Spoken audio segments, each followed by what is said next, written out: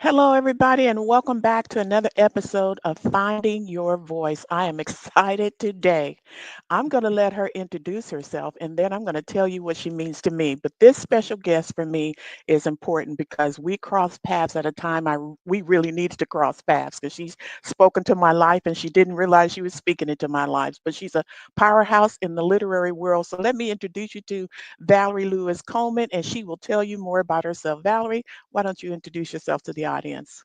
Hey, Dr. Velma, thank you so much for having me on your podcast. I'm excited to be here.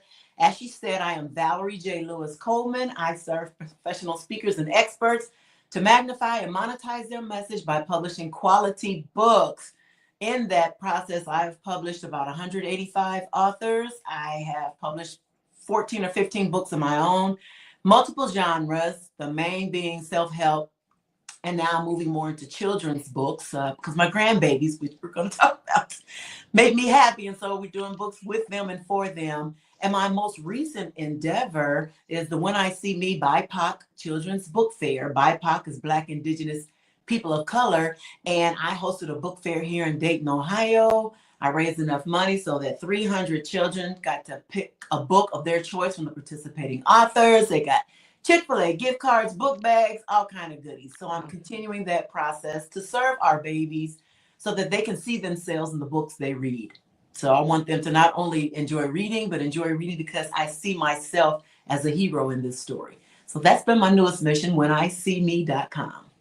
Well, when I saw episodes of one of the events, I thought that was a fabulous idea. It's a great group to begin to work with. I mean, the creativity in that particular group is important for us to see and read about. So, thank you for doing that. I know that you are very creative, and here's why I know that. I remember participating in an anthology that you had commissioned. It was huge and still very popular. And I thought it would be important for me to participate. And in my journey, I discovered something about myself in the beginning stages of writing that didn't come out until I wrote this piece for Dr. Coleman. I said, Dr. Coleman, did you hear me, Valerie? I heard you. And I'm like, okay, I've been called Dr. Coleman by lots of people. So, yep, put it into the atmosphere. that's right. That's right. So you've helped so many people. It's just evident that should be a natural progression. But when I wrote that piece, I wasn't sure what to call that piece. Do it right the first time. There you go. Mhm. I did not know what to call it, but I talked about that journey of leaving the corporate world and discovering my own voice because I represented corporate for so long. It was their voice in everything that I wrote and talked about. But what was it that I needed to say? And as soon as Valerie saw that, she immediately said, "Oh, that's how to get over corporate laryngitis." And right away, I knew that was the right title. I didn't know how she came up with it that quickly, but she did. And it was my publicist who read that story. And that's when he said, I know what the title of your next podcast should be. It should be Finding Your Voice so that you can help others do what you were helped to do during that time. So, really, that was transformative for me because it gave me a chance to talk about my journey and really express it. And I'm just excited to have you here, Valerie. You pour into so many people. You really do.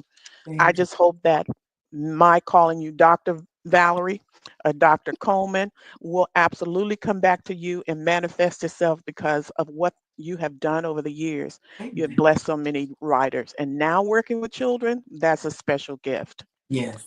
So we're going to get into it because we got a master in here and we really want to hear from her about her journey. But I know she's going to do a deep dive and help you on your journey as well. So let's get into the questions that we want to ask Dr. Coleman. And that is, what do you say with the folks who are in this literary world and they've hit a rough patch? They're struggling, there are obstacles they face because people, we talked just before the recording, people look at Dr. Coleman and they see someone very successful doing what she does very well and assume that she never has any obstacles, any problems because she's doing well. Some people even get to the mountaintop and that's when the struggles hit.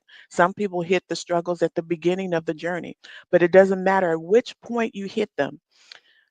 Valerie, tell them how they can overcome them and keep pressing forward. Well, one thing I want to say, Dr. Velma, is if you're not being tested, you might want to question what you're doing first and foremost, because the enemy does not want us to put out this message that God has given to us. He does not want us to amplify our voices. He doesn't want us to find our voice, let alone amplify it. So if you're Right. being tested, then maybe you're walking a little too close to the edge, and you might want to quit playing with that thing. Get where you're supposed to be. Um, Right. and I think what happens a lot of times is when you do something well with your podcast, with your books, with me and the events, it appears to be easy to people. They don't see all the backstory that goes into this execution. Like I Yes. say in one of my books, you see my glory, you missed all the gory. All you see is the good stuff, all the Yes. stuff that I went through, the disappointment, the frustration, the betrayal, the lack of understanding, the lack of knowledge, the fear, the anxiety, all those things, which are, if you think about an iceberg, at the tip of the iceberg, you see all the good stuff up there, but Yeah. the vast majority of an iceberg is below the surface. So you're Yes. getting the superficial, above the surface stuff. And that can be misleading, a lot like social media. People see social media and everybody shows the best in their lives. I'm living well, I'm vacationing, my money, my new car, my this, my that, and it gives a perception that all is well. Right. So for me, when it comes to people who get frustrated or tired or overwhelmed, part of my encouragement to them is don't quit. That's right. What is your why? Why are you doing what you're doing? Is it to leave a legacy for your children? Because I tell them, don't say I want the money, because this is not the game to start with looking for money. Not that it doesn't come, but it can take years for you to make a significant income. For some Yeah. people, forever. Some people never get there. Some people get there quickly, but it's not an overnight type of That's process. true.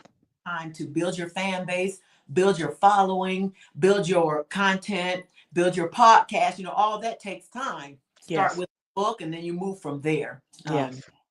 But don't quit. And I think for a lot of people, it's easy to, or it appears to be easy to be an author because technology has made it easy. Amazon, all you got to do is push a button and boom, submit. You're an author. Well, okay. What Mm-mm. happened was, did you Yes. get the book professionally edited by multiple editors? Yeah. Did you professional illustrator do your illustrations, or did you do it yourself? Is your cover, do you have all the essential elements to make your book findable, searchable on internet searches? Did you use the right keywords, phrases, and metadata? Is it priced properly? Do you have companion merchandise? Because I get clients who come to me after their book is published and Val, I can't sell a book. I've been on here on Amazon for a whole year and sold 3 books. Bless your heart. Let me Wow. name of your book. I go look up. First of all, I can't find their book because their name is generic. The title is generic, Wow. no subtitle, and their name is fairly common, so that even if I put in their name, 500 books pop up. Well, I'm gonna Wow. tell you now, I'm not looking through 500 books to hopefully find yours. Yeah. So there's a lot that goes into the backstory of Mm-hmm. publishing a book to make sure that it lands on the top 2 or 3 pages on Amazon, including your professional name. So there's so many little bits that go into that you have to Yes. work through that. And it's best to do it right the first time, if you Yes. put it in the beginning, so you don't have to unload or take a book down from Amazon and then put it back up and make changes, because now you've left a bitter taste in, Wow. Yes. That's and true. and they may not want to invest in you anymore. If you didn't invest in editing, they open your book and you've got misspelled words, incorrect Yes. words, boring story. There you might get them the first time, but the second time they're gonna be like, I'm good. Wow. I And don't let remember them write a review. that We is, know Cyrus's philosophy. yes. Don't let them write a bad review on you. Yes. It's a done I deal. Yeah, you got that right. It's so true. It took me a long time to learn, and one of the things that I had to do in the beginning, there is no excuse for the things that you talked about. There's so many self-help books out there. Mhm. There are rules concerning the type of book that you're writing. People don't realize that. I had to learn that there's rules about fiction. There's rules about nonfiction. There's rules about show, don't tell. And so if you don't know those rules, and everything that Valerie said will happen to your book because it's going to sit there. You've broken the rules, didn't take the time to understand the rules, uh, the genre you chose, all of that matters. And if you don't understand it, That's why you have people like Valerie Coleman can help you through the process. That's why there's a million self-help books. Matter of fact, one of my first self-help books was her book. She's got some great books out there. So I said that's one of the ways I got to know her. I ordered her book to Mhm. make sure that I can understand what it is I'm about to do. Yes, you might say God has called you to do this. And like Valerie said earlier, this is your assignment. But he's not going to read the book for you. God is not going to develop all the how-tos for you. Those are things you're going to have to do on your own and pursue what you need to know in the process. So I love your answer to that question. It's so true. Absolutely. Now, l- go ahead. You Well, I have was more to add?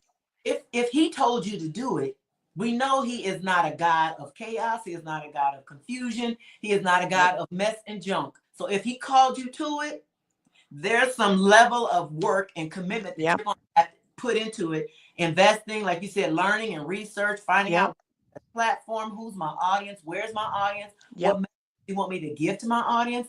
All that is necessary for your book to be successful. So just, I get people all the time, Dr. Velma, God told me to write this book. And I'm like, okay, let me see what you got. And I'm like, oh, no, this is not the version Wow. God wanted you. Wow.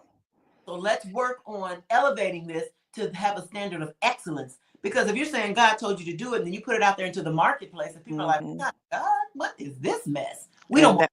We want to reflect that's, yep. excellence. That's not honoring God at all. Because I remember I had someone look at my social media. They were telling me how important it is to build your audience, all of that. They looked at my Instagram, and I think I had 50 people. And they said, "Well, how are you going to get a book out there? You've only got 50 people on your platform." It So takes time.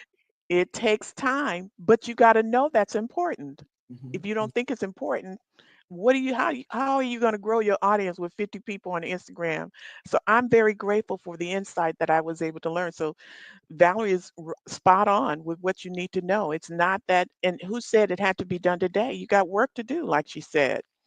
So now on this journey, let's go to our next question. What do Mhm. you suggest to the audience for those who are sitting on the sideline, haven't gotten out there yet, unsure of their path, not sure how to get started, not sure which way to go, and so they're stuck. And because of all the things they don't know, they really don't know which way to go. Unlike the person who would just put a book out there, these are the people who have an assignment and have not moved out in that assignment because they don't know what to do. So, how do you encourage them who are unsure of their path?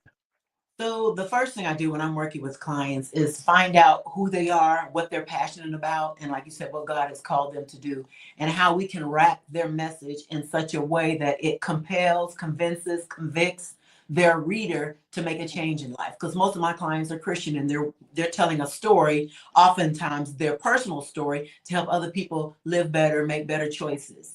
So the biggest thing, again, going back to understanding your why, is why do you believe God has called you to do this thing? Mhm. And like Mhm. my pastor, the earth is groaning for the manifestation of your gifts. Someone's life is Yeah, going to change because you haven't done what he's called you to do. that's right. I don't want you to be the person who dies full. Like Dr. Miles Monroe said, the graveyard is the richest place in the world because people die Uh-huh. with gifts. I don't want to die with my gifts in me. So I Yeah, have to do the work, because faith without works is dead. I have to do the work, commit to doing what God has called me to do. that's true. Thing I would encourage someone who's like uncertain is to find someone who can guide them either directly or Mhm. indirectly. Like what you're Yeah, doing, maybe they're not bold enough to say, Dr. Velma, will you mentor me? But right. they will watch your podcast and they will Mhm. watch your Facebook and they will Mhm. see the venues you've been to and read and research and review your books. Those kind Yes. of ways to learn from successful people without directly being connected to them. Nothing wrong, Mhm. of course, with saying, hey, will you mentor me through this process? That's great too. Yeah, But people need to understand that my time, your time has a value. And if I'm that's committed true. to serving you, which is not an issue, then I will also then turn around and serve others with my message. Yep. Yep, Right? that's right. That's right. Right thing. Yeah. And so learning from other people. And I tell my clients, the social media groups are great, but you have to be careful in there because any and Yep. everybody post stuff. They post what they think works for them or could work for them. And oftentimes it's garbage. And my girlfriend was like, you have to quit being a cyber, what she called me, a cyber troll, correcting people when they're giving misinformation. I said, girl, they are telling, it's wrong what they're saying. These people are going to give up on their dreams. They're going to spend money. One time there was a Facebook post. Do I tell my illustrator what size images I want for my book, or do I let them decide? Them decide. What? No, you don't.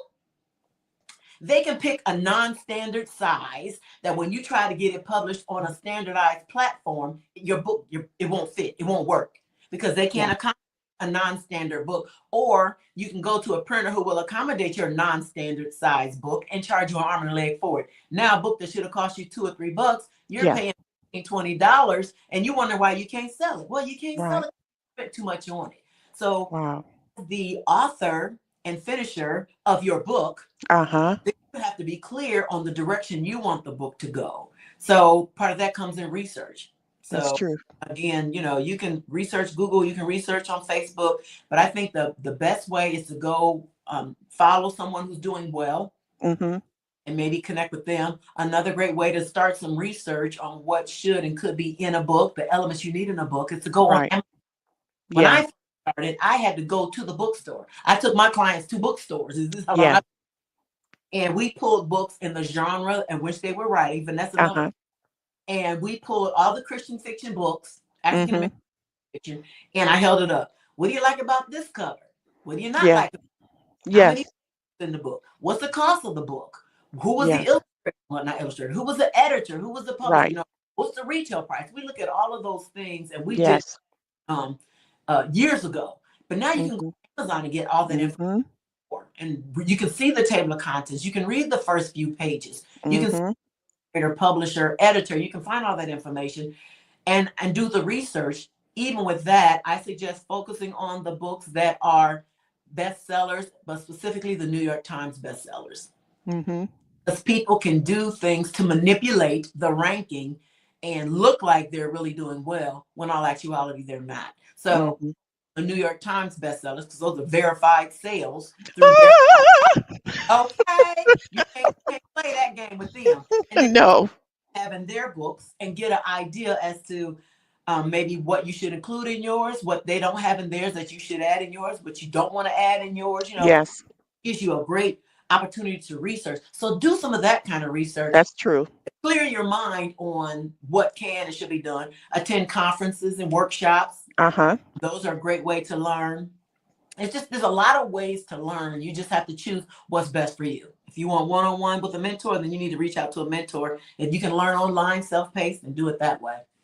Yep. I love all of those things. And those are all the things I was able to tap into during my journey. I appreciate that. But I love that point about the New York bestseller because they verify the sales. That's huge.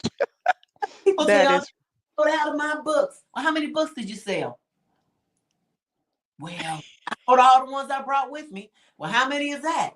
wow. It was you playing games. If you sold 10, Wow. sell 10 books, but don't make it sound like you had this grandiose 1,000 book sale. Yeah. It Yeah. just people. It's a. I get that it's a marketing ploy to an extent, but if it comes to the place of being deceptive, I don't know that that's what God wants us to do. Yes. Yes. Well, I definitely are charging ahead and hope to get that New York Oh, bestseller at some point. But I remember you said something that reminded me of my journey before I wrote the Catch series. I thought I was writing one book novel. I felt like God wanted me to write about dating and relationships and how we get it so wrong. mm, And we were prepared and trained differently back in the day. mhm, And when we made the decision to get married, we had all the training we needed in high school. mhm, Life skills were there. I knew how to balance my checkbook because there was a class for that. We knew how to manage money. We knew how to run a house. We knew how to take care of the kids, cook, all of the life skills we needed. But we had other classes that helped us to prepare for later on in life. And a lot of those things are not offered anymore. So Mm-mm. I'm watching these people make all these mistakes, and then being married when my husband was a pastor for about 10 years, sitting in pre-marriage counseling sessions, listening to people tell about their problems. And we're thinking to ourselves, we can't fix that because you're trying to marry the wrong person.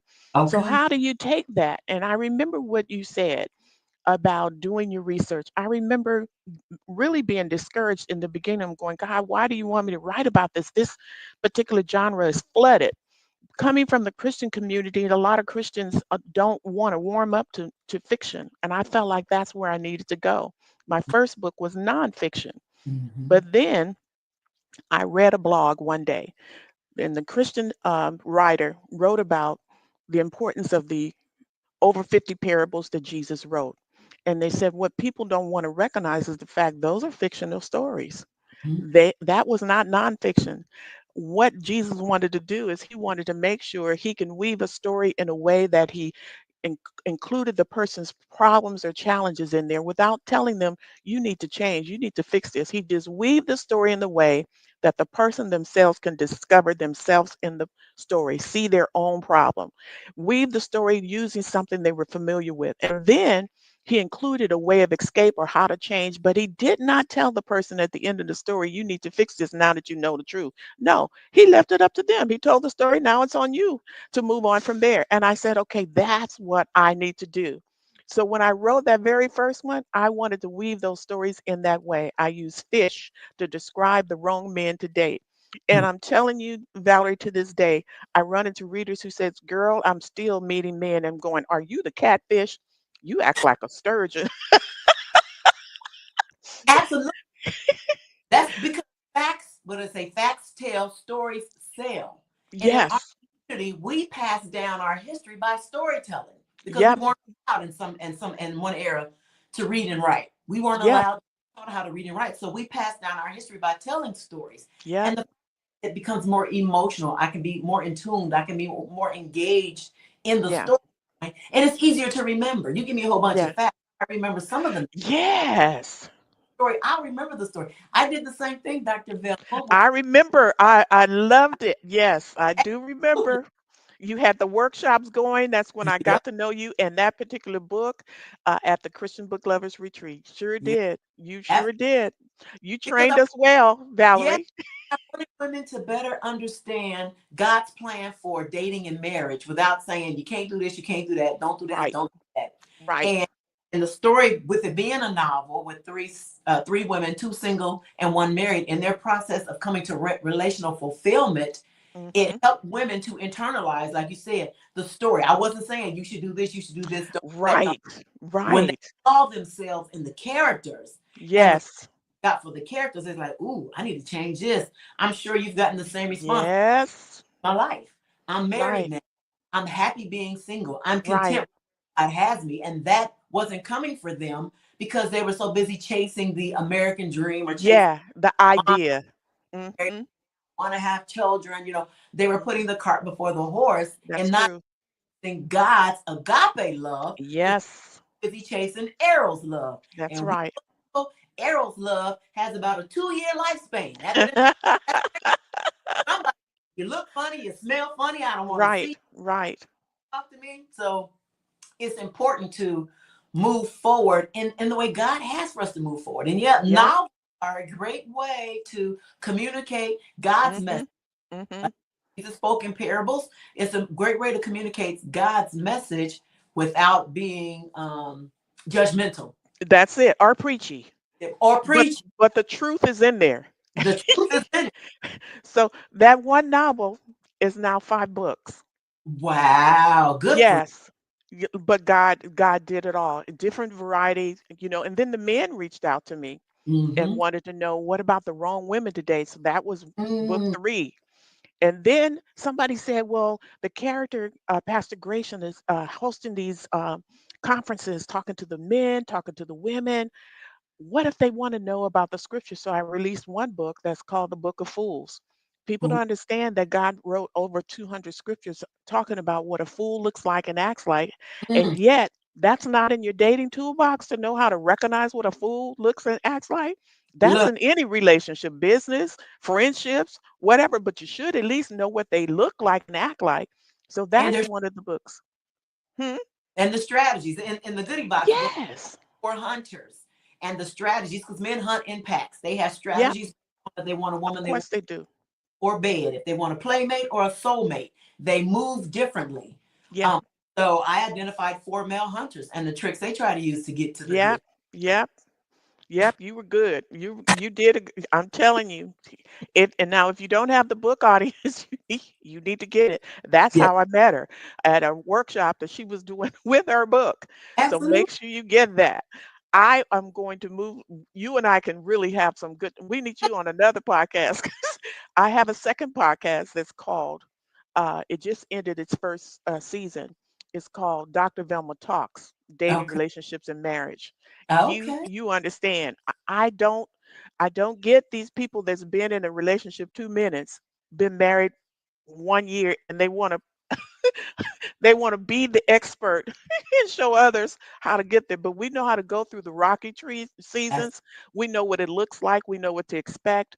All of that comes into what we pour into books. And so definitely when I start preparing for that second season, you're going to be invited back, and we're going to yes. do a deep dive in Ab- that. We really are, because I know you've got a lot to say. So here's what we have now, Valerie.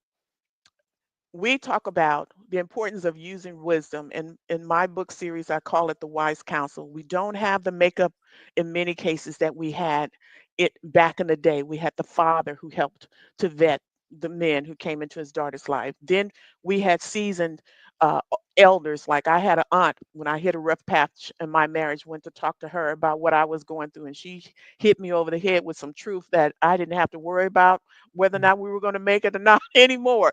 So those are your wise counsel is what I call them. So today it could be a host of different people, people that you value, people who has wisdom, experience, and you go to them to help you get through things. So now I have you who is full of wisdom in the literary world, Mhm. and I'd like to ask you, what wisdom would you like to leave the audience that they can take away from this conversation today in the form of a short message, a piece of advice, whatever way you want to do it? What wisdom would you like to leave them as a part of our wise counsel on this platform? So I would say to your audience, I'm assuming most are self-published, means they're doing it themselves or contracting out the work, is to make sure that when you produce your book, you produce a book that is professionally engineered and designed to land paid speaking engagements, media attention, and book sales. So there's Yeah. 5 levels that books can come out at. The first level is I just pushed the button on submit. I typed it up, had AI type it up. Don't do that. And I hit submit and it's out there, right? The second level, you put a little more time into it. Maybe you had someone edit, but it wasn't the right level of edit. It wasn't enough editing. Maybe you had somebody else do the cover, but they didn't really know what they were doing, but at least you didn't do it. That's level 2. Yeah. Level 3 is where you want your book to debut, where it's been professionally engineered and designed. Mhm. And so you've got all the elements you need for editing and cover design and typesetting and formatting. Everything is right and in place. You are positioned to excel. Levels Wow. 4 5 deal with those books that have had a significant amount of marketing, significant amount of success in sales. And then level 5 are books like Dr. Seuss, the Bible, that print into perpetuity. Yes.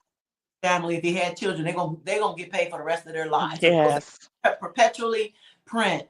I skipped level 4 is like you hit a New York Times bestseller or you hit USA Today bestseller, and Hmm. you have a significant income. You have a significant success with your book. But if you don't debut at level 3, where you've Wow. produced a quality book, you'll never get to 4 and 5. No matter how much money you put into marketing, no matter how many book events you go to, no matter Yeah. how many times you ask people to buy my book, you'll never hit there because the quality and the pricing of your book won't get you there. So focus on debuting as a quality book, well written, well edited, and you can't do that by yourself. You Yeah. have That's so true. Wow, that's huge. I appreciate what you just said. I am so excited again that we had you today. And look, I knew that we were not going to have a short interview, and every bit of it was worth the minute that you were here on this platform. So, Valerie, Dr. Valerie J, let me get it right. Dr. Valerie J. Lewis Coleman. I'm Yes, going to ma'am. say it, I'm going to close it with Doctor. I just want to say thank you for being on the platform with me today. It was just such a pleasure to, first of all, see you again. I value your expertise and experience, and boy, did you bring it today. Thank you so much for joining me. Thank you so much for having me, Dr. Velma. And please have your guests connect with me at penofthewriter.com. That's PEN as an ink pen, penofthewriter.com, based on Judges 5:14. I love the Lord. Has he heard my cry? Yes, he did. And pitied every groan. Let him. Awesome. Thank you so much. I appreciate you. And ladies and gentlemen, you heard some really juicy nuggets today. So make sure you hit the replay. This will be available as well on audio. So make sure you search and get that information, and let's make your journey easier than what you're making it out to be, because there's a route to success, just as Valerie Coleman showed you. And don't forget to get her books. She has a series that will walk you through the process. Remember, I said one of the first how-to books I ordered was one of hers. Make sure you get that. There's no excuses now. You can get off the curve, stop getting stuck, and you have a way out now, thanks to all the wonderful nuggets that Dr. Coleman has given you today. So I appreciate her, and I thank you all for listening. Stay tuned to the next episode. So please join us anytime on a Saturday when these episodes will be airing beginning in 2025. Thank you and have a great day. Bye. Be safe.